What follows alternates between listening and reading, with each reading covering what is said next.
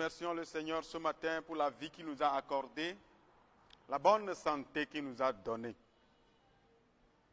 Il est celui qui est le garant de notre vie. Ce matin encore, il nous a permis de nous retrouver devant lui pour étudier sa parole. Nous sommes à l'heure de l'école de dimanche au temple Mont-Carmel d'Avenu, bien entendu, Église des Assemblées de Dieu du Togo. Je voudrais ce matin encourager quelqu'un dans cette marche chrétienne, encourager un frère, une sœur, toi qui me suis actuellement, quelles que soient les difficultés de la vie, rappelle-toi d'une chose, ton Dieu est capable. Il a la solution à tous les problèmes de la vie. Parce que lui-même, il est la solution. Le dimanche passé, nous avions commencé une étude sur les blessures émotionnelles et la guérison intérieure. Ce matin, nous allons continuer, mais je voudrais bien avant que tu puisses te plonger dans une attente spirituelle et demander au Seigneur de parler à ton cœur, de guérir ton cœur. La parole de Dieu déclare dans Ésaïe, le chapitre 61, à partir du premier verset, « L'Esprit du Seigneur, l'Éternel, est sur moi, car l'Éternel m'a oint pour porter de la bonne nouvelle aux malheureux.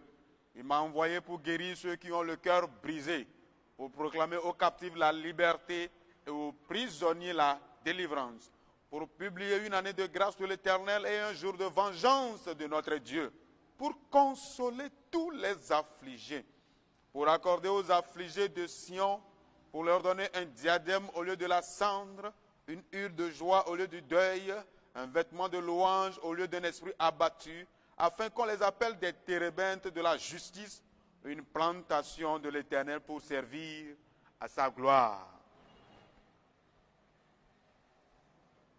Commence par parler à ton Dieu. Zikpo nakpo mau sinu. Zikpo nakpo mau sinu. Neveve oso bohala. Zikpo nakpo mau sinu. Nehaha oso bohala. Zikpo nakpo mau sinu. Jujo avi fafa. Jujo avi fafa novie.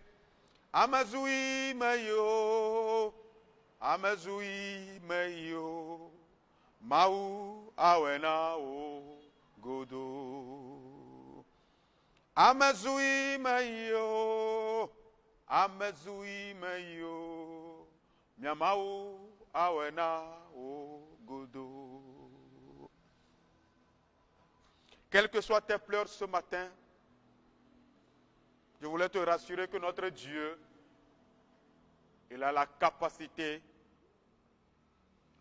pour pouvoir effacer tes larmes, pour changer tes larmes en cris d'allégresse, pour restaurer ton cœur meurtri, pour te délivrer de l'angoisse et de l'amertume, parce que lui, il est la source de la joie. Seigneur notre Dieu, ce matin, nous nous confions encore à tes soins. Toi, le sublime origine de la vie et de la renaissance. Nous voici devant toi pour étudier ta parole, afin que tout ce qui est terni en nous, tout ce qui est mort en nous, puisse reprendre vie. Afin que toutes les blessures auxquelles nous avons été exposés, auxquelles nous sommes exposés, auxquelles nous nous exposerons, Jésus, tu puisses panser nos plaies. Parce que toi, tu es le vrai docteur. Viens et prends place, enseigne-nous ta pensée, enseigne-nous tes vérités, afin que nous demeurions dans ta parole, car ta parole est la vérité. Merci Père pour tes bienfaits. Merci pour ta bienveillance. Gloire à ton nom, Seigneur. Nous avons prié au nom de Jésus. Amen. Le dimanche passé, nous avions étudié, nous avions défini ce qu'est la blessure émotionnelle, ce qu'est la guérison intérieure. Parler de blessure émotionnelle, nous avions touché du doigt certains aspects clés. Nous avons parlé de la morale, des sentiments, des émotions, des sensations. Quelques-uns des domaines par lesquels nous sommes affectés et qui agissent sur notre psychique, sur notre psychologie, sur notre pensée, sur notre personnalité, qui affectent même notre être et qui finit par affecter notre entourage. Rassurez-vous, lorsque votre être intérieur est affecté, votre être physique sera affecté. Autrement, ça rejaillira sur votre entourage. Mais bien aimés, nous savons tous très bien que partout où les enfants de Dieu se retrouvent, ils distillent le miel de Dieu. Ils distillent la vie de Dieu. Ce faisant, nous devrons faire tout pour que la vie de Dieu se développe toujours en nous, afin que notre présence soit toujours la bienheureuse parmi nos frères et sœurs. La blessure émotionnelle, c'est une atteinte morale ou affective, c'est une frustration affective. C'est un état de violence auquel quelqu'un a été soumis, que ce soit par rapport à ses sentiments qui ont été affectés, son moral, sa pensée, son état d'être, en résumé, son âme. Il y a beaucoup de situations de la vie qui affectent notre âme.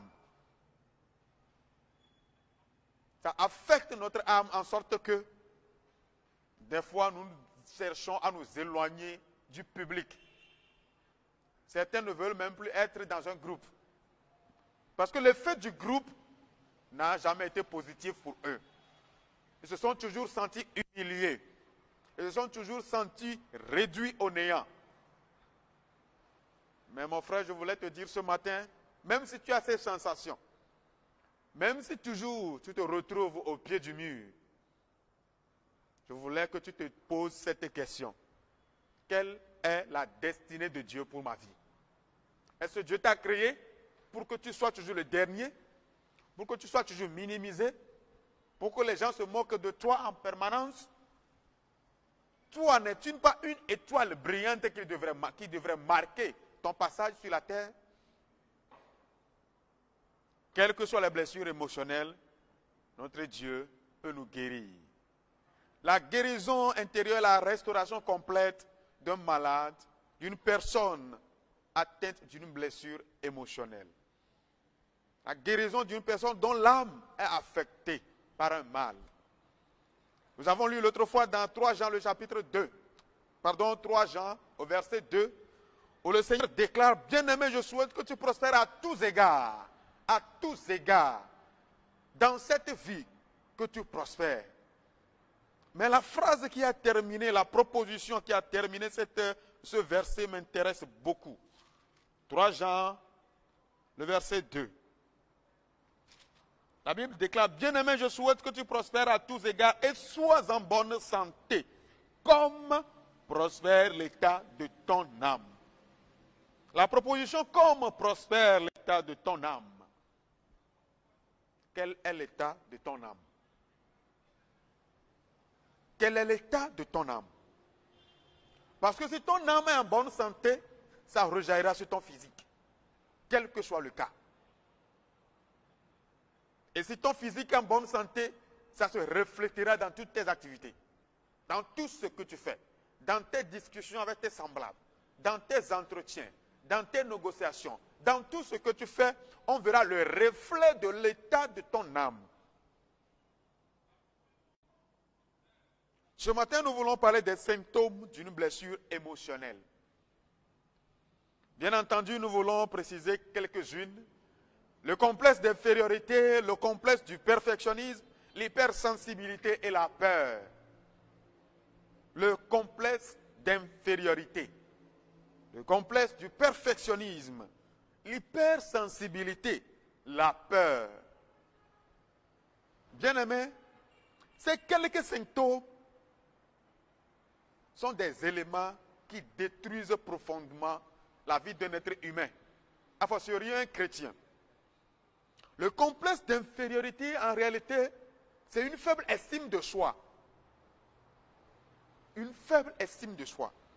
En sorte qu'on ressent en toutes circonstances que ça, est-ce que moi aussi je peux faire ça? Est-ce que moi aussi je peux être comme ça? Eu égard à tout ce que j'entends, tout ce qu'on dit de moi, tout ce qu'on pense de moi, tu ne vaux rien, tu es nul. Je dis souvent dans les écoles, il faut qu'on puisse instaurer des règles, des instructions, en sorte que les enseignants évitent d'employer certains mots à l'égard des élèves. Dire à un élève, tu es nul, tu ne vaux rien. Tu es en train de détruire la psychologie de cet enfant. Tu es en train d'agir sur la pensée de cet enfant très tôt au bas âge. Et il grandit avec cette idée, tu es nul, tu ne vaux rien, tu ne sais rien faire, tu ne seras bon à rien. Malheureusement, il y a des parents qui parlent comme ça à leurs enfants. Pire, des parents chrétiens. Je me demande si lui-même il est déjà chrétien. Toi, tu es nul. Non, non, non. C'est comme dire à Dieu que tu as fait un travail nul de créer cet enfant.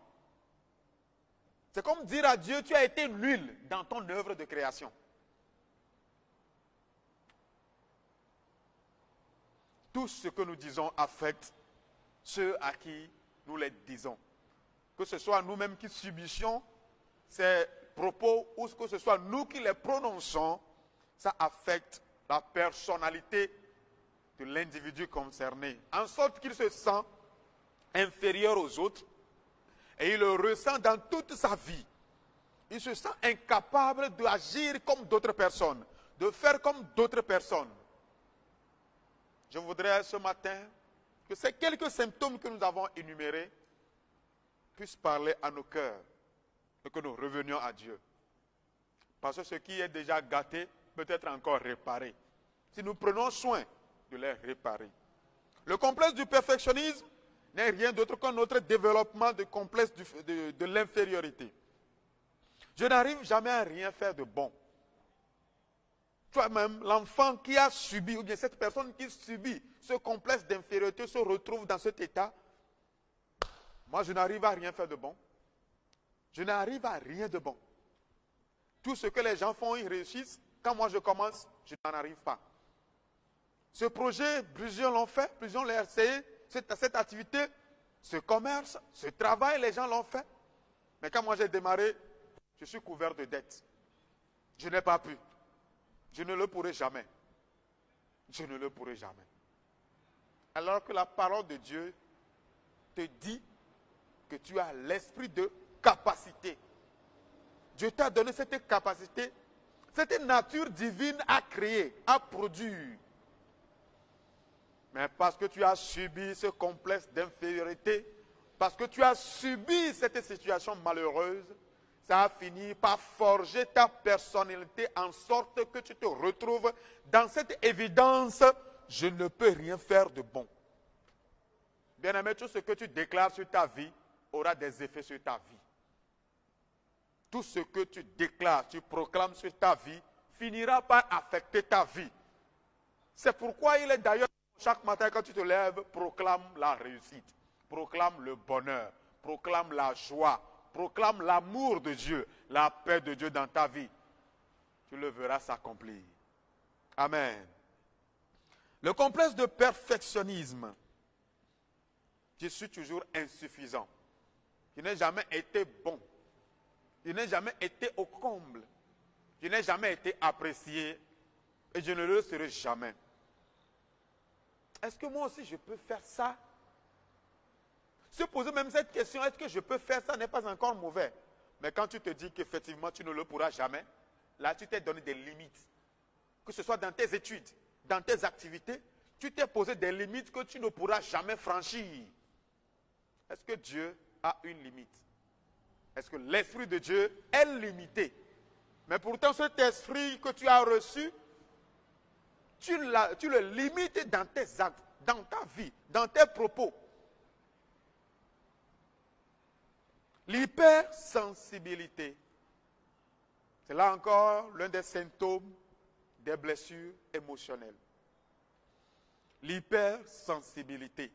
Je vous assure, il y a certains qui sont tellement sensibles, quand le ventilateur souffle à l'église, ils reçoivent le Saint-Esprit. Quand le vent frais souffle, le ventilateur souffle, fait des mouvements, que le vent arrive, ils se retrouvent immédiatement à la chambre haute, ils disent, ah, le vent du Saint-Esprit a soufflé. et commencent par se prononcer, par fabriquer des parlers en langue. Je me demande si eux-mêmes, ils ont un Saint-Esprit particulier à part l'Esprit de Dieu. L'hypersensibilité. Cette personne hypersensible à tout, à toute situation, se retrouve affectée rapidement, très rapidement, par toutes les situations de la vie. Très rapidement.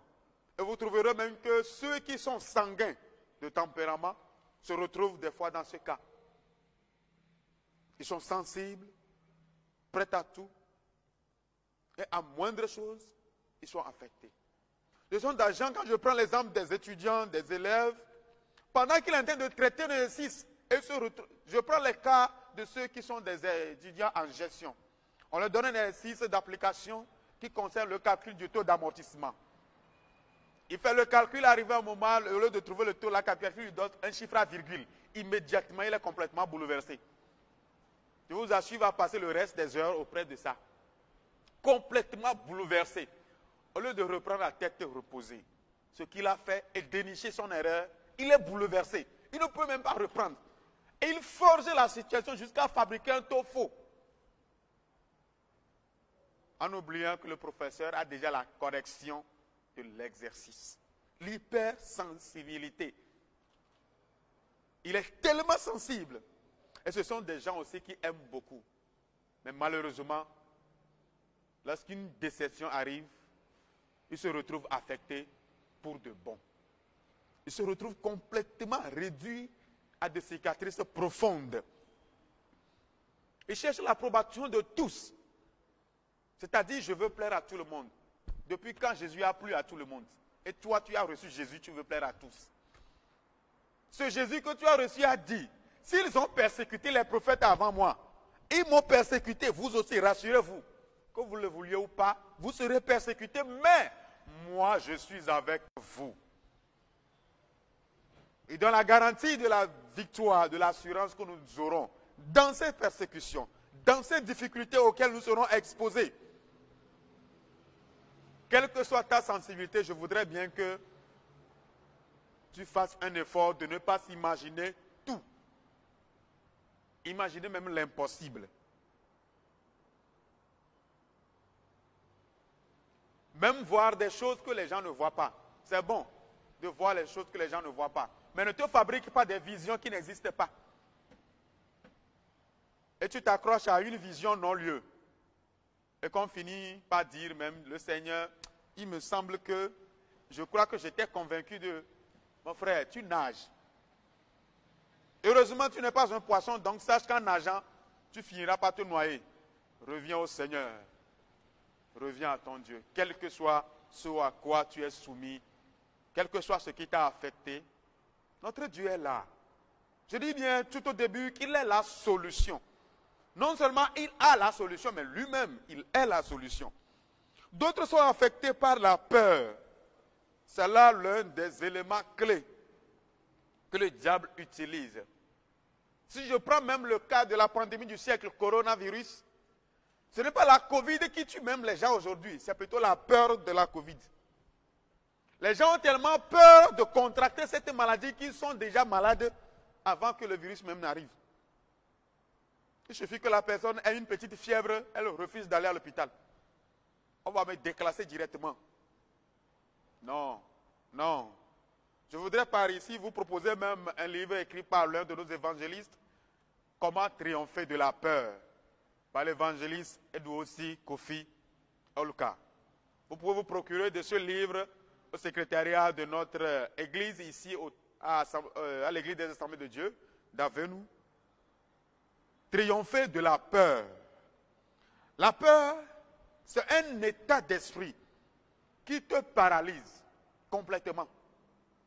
Devant toute situation, tu es totalement paralysé en sorte que tu te retrouves au pied du mur. C'est comme des jeunes gens ou des jeunes filles qui ont vécu dans des familles où le papa a toujours frappé la maman. Et cette fille se dit, vraiment, si la vie du couple doit être ainsi, je préfère ne pas me marier tôt. Je préfère. Je préfère. Mais dans cette préférence, elle finit par oublier que Dieu existe. Et c'est lui qui a institué la vie du couple. C'est lui qui a institué le couple. Ce ne sont pas les humains qui l'ont institué. Celui-là qui est affecté par la peur, devant toute situation, il devrait agir.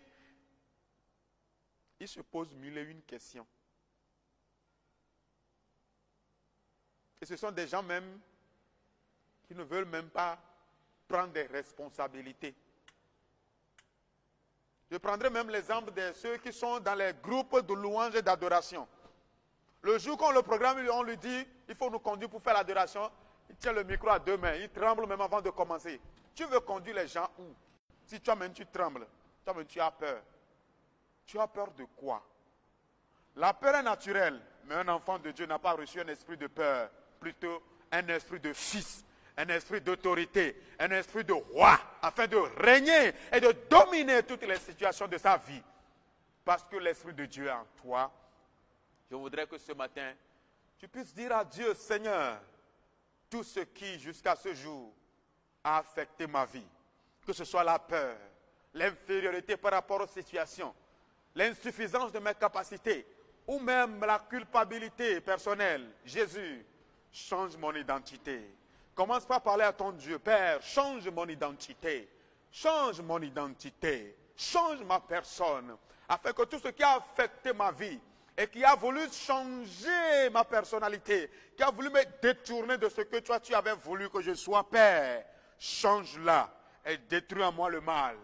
Instaure en moi la vie du ciel, afin que je puisse tenir ferme, inébranlable dans la foi, afin que mes actes puissent refléter ta divinité, puissent refléter ta nature de créateur, ta nature d'initiateur.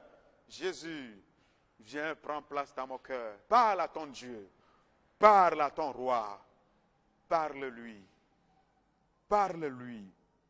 Quels que soient les défis, parle-lui. Parle-lui. Parle-lui. Même si ce que tes yeux ont vu ont affecté ta pensée, dis-toi, ton cas sera différent. Dis-toi, ton cas sera différent. Et tu seras le modèle pour ramener la vérité de Dieu, pour restaurer la pensée de Dieu.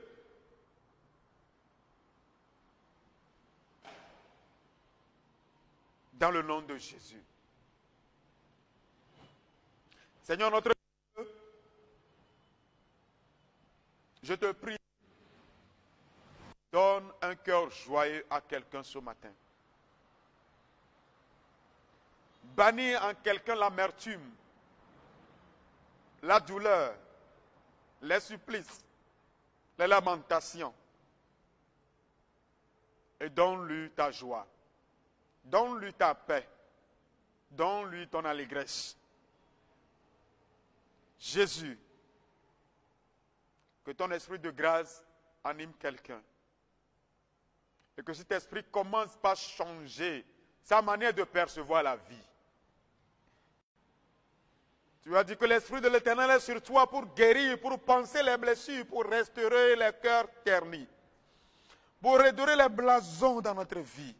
Seigneur, là où la division a régné dans les couples, là où les enfants sont rebelles, Père, c'est toi qui restaures. Restaure les couples ce matin. Restaure les foyers ce matin. Restaure les enfants ce matin. Restaure ton église ce matin. Restaure ton fils. Restaure ta fille. Dans le nom de Jésus. Sois béni notre Dieu pour ta présence dans nos vies. Merci de ce que tu nous protèges, de ce que tu es avec nous jusqu'à ton avènement. Au nom du Père, du Fils et du Saint-Esprit de Dieu. Amen. Nous sommes arrivés à la fin de notre présentation du jour. Que la grâce du Seigneur soit avec vous.